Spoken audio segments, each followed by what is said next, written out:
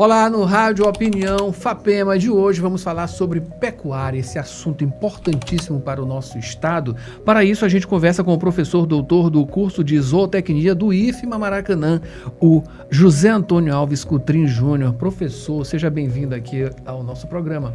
Eu que agradeço, Adalberto, pelo convite de todos e vamos discutir um pouco sobre a pecuária do estado. Vamos especificamente sobre essa sua pesquisa. De acordo com as informações aqui, a pecuária de corte é a criação de animais, né, como caprinos, bovinos, ovinos, que é voltada para essa produção de carne, né? E nesse cenário, os zootécnicos aplicam conhecimentos científicos, né, nas áreas de reprodução, melhoramento genético e também o manejo alimentar e conservação da fauna. Esse manejo alimentar é muito importante e esse é o foco principal da sua pesquisa, né? A gente vem trabalhando estratégias de manejo, né, para otimizar o consumo desses animais no ambiente de pastagem. Nosso foco hoje em dia é trabalhos com os animais em pastejo, principalmente utilizando caprinos e ovinos em pastagens de um capim conhecido como BRS Tamanni, uma cultivar nova, recém-lançada pela Embrapa, e que essa cultivar ela é ideal para esses animais, que são animais de pequeno porte. E também temos outras pesquisas voltadas para a alimentação também de bovinos de corte dentro do estado. Certo. Capim BRS Tamanni, né? Tamanni, desculpa. Isso. Desculpa. Tamanni. Qual a origem dele? Esse é um capim de origem africana, como a maioria dos capins que nós temos, né? Todos eles têm acessos trazidos pela Empresa Brasileira de Pesquisa Agropecuária, Embrapa, que foram manejados ao longo de décadas aqui para poder ser lançados a fim de ser comercializados. Então, esses capins, eles passam por todo um processo de avaliação por parte das empresas que trabalham com a pesquisa com ele, para saber até que ponto essa espécie pode ser cultivada dentro do nosso país.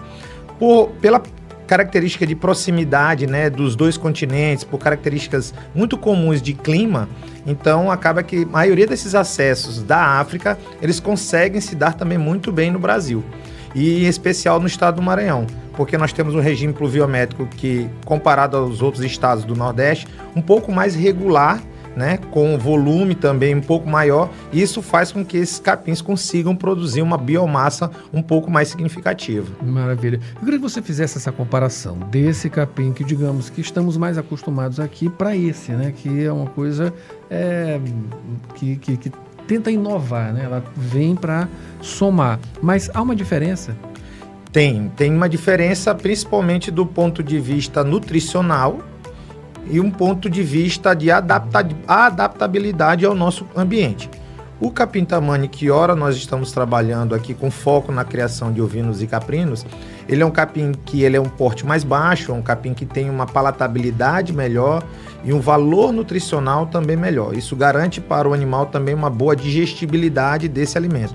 Quando a gente pega capins mais tradicionais utilizados dentro do nosso estado, como é o caso, por exemplo, do capim marandu, conhecido vulgarmente como braquiarão, é uma espécie voltada mais para a produção de bovinos, que tende a ser um alimento, um capim que tem menor digestibilidade, um capim que tem menor consumo por parte do animal, e isso reduz um pouco o ganho de peso, principalmente quando a gente fala em pequenos ruminantes, né, que é no caso os caprinos e os ovinos. Quando a gente vai falar em bovinos, então esse capim ele passa a ser um carro-chefe, esse braquiarão, devido à característica de pastejo dos bovinos. O que a gente percebe? As pesquisas elas mostram que existem espécies de capins específicos para cada espécie animal que vai utilizá-lo, né? Então, o capim Tamanni, devido a seu porte e suas características nutricionais, ele é um capim muito apropriado para pequenas espécies de ruminantes, né? Os ovinos e os caprinos. O marandu, que é o nosso conhecido braquiarão, ele é mais específico para bovinos de corte ou bubalinos.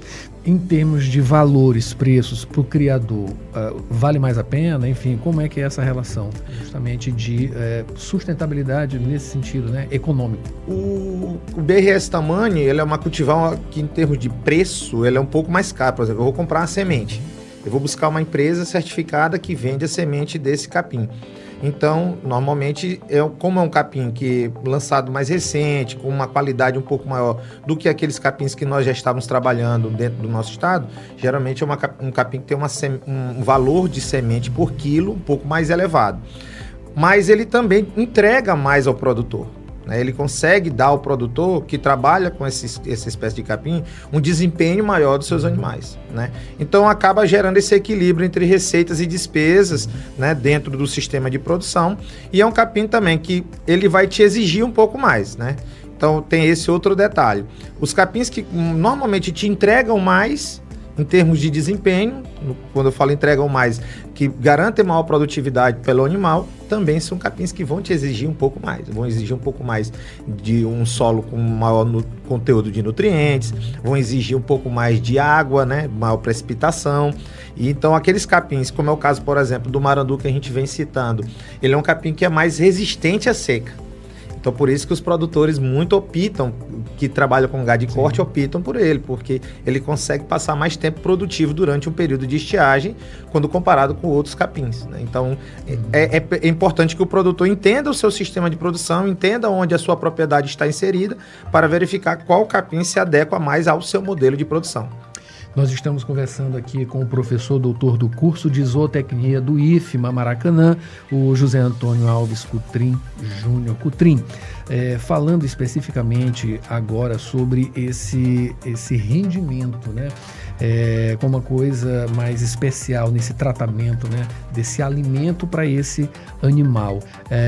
Tem um ganho lá no final, quer dizer, o animal ele vai ser mais valorizado, ele vai ter, digamos ali, um tratamento, uma espécie de tratamento, uma visão mais privilegiada, digamos assim, na hora dessa comercialização. Existe isso? Quando a gente trabalha, né, alimentos que garantem melhor desempenho, isso, para quem está comprando, gera uma visibilidade maior para aquele animal, né? Você pega aquele animal que está com um conteúdo maior de gordura na sua carcaça, quando a gente chama carcaça... Está mais vistoso. Isso, pronto. Ele fica mais vistoso. E quando tem esse animal disponível no mercado, esse animal acaba tendo uma valorização maior, daí sem sombra de dúvida. Por quê? Porque ele também, essas características daquilo que ele come passam também para a sua carne, né? Alguns outros trabalhos que a gente já realizou... nutritivo, no caso? Sim, em alguns trabalhos que a gente já realizou anteriormente, a gente observa que, por exemplo, o uso de alguns produtos na ração, eles aumentam determinados conteúdos de gordura, e aquela gordura saudável para o ser humano, né? E isso consegue garantir também um alimento, como que a gente diz, nutracêutico, ou seja, uma carne que ela tem algumas características que podem ajudar na saúde humana, né? Mas quando a gente fala em um animal que consumiu apenas capim no seu sistema de produção, a gente também tem aquele apelo do animal que não tem nenhum outro alimento que não seja aquela pastagem. E isso traz também um valor agregado para esse animal, né? Em alguns sistemas de produção hoje, o que geram, por exemplo, produzem leite, eles fazem questão de botar no rótulo que aquelas... Selo, uma espécie de selo, né? Eles botam no rótulo que aquelas vacas foram alimentadas exclusivamente a pasto. E isso traz para a sociedade, esse animal ele não consumiu nenhum tipo de, vamos dizer assim, nenhum produto, nenhum antibiótico ou nenhum outro componente na sua dieta que porventura passe por leite e eu vá consumir. E isso acaba ganhando um apelo da sociedade, né? Então hoje a sociedade busca alimentos, né, que os animais tenham sido bem tratados, tenham sido bem alimentados, com alimentos que são saudáveis para o animal. Sim. E que não corre o risco de isso gerar alguma promoção de forma ruim, vamos dizer assim, para a carne ou para o leite. Então, nas pesquisas que a gente vem trazendo animais que estão exclusivamente a pasto. E isso faz com que o animal tenha um valor agregado também maior. Um diferencial um pouco maior para o consumidor final. Maravilha. Acabamos de conversar aqui com o professor do IFMA Maracanã, José Antônio Alves Cutrim Júnior, que deu várias informações, né? E que a gente precisa de mais. Eu espero que o senhor volte aqui com os outros encaminhamentos dessa pesquisa, né? Que é muito importante, do comportamento de cabras em capim manejado com diferentes frequências, né?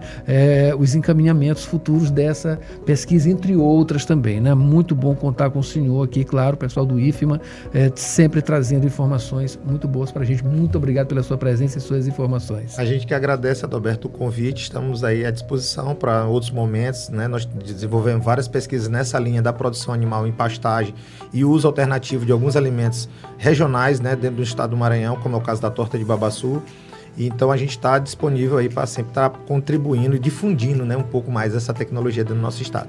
Maravilha. E você confere mais informações, pesquisa aqui não para, o tempo todo, na Rádio Universidade, com apoio da FAPEMA, UFMA, enfim. É só você acessar www.universidadefm.ufma.br. Pode ir diretamente lá no nosso YouTube ou então nos nossos tocadores de podcasts, áudios, que a gente está por lá com muita informação. Também a gente espera você em outra oportunidade aqui no Rádio Opinião FAPEMA Entrevista. Até a próxima.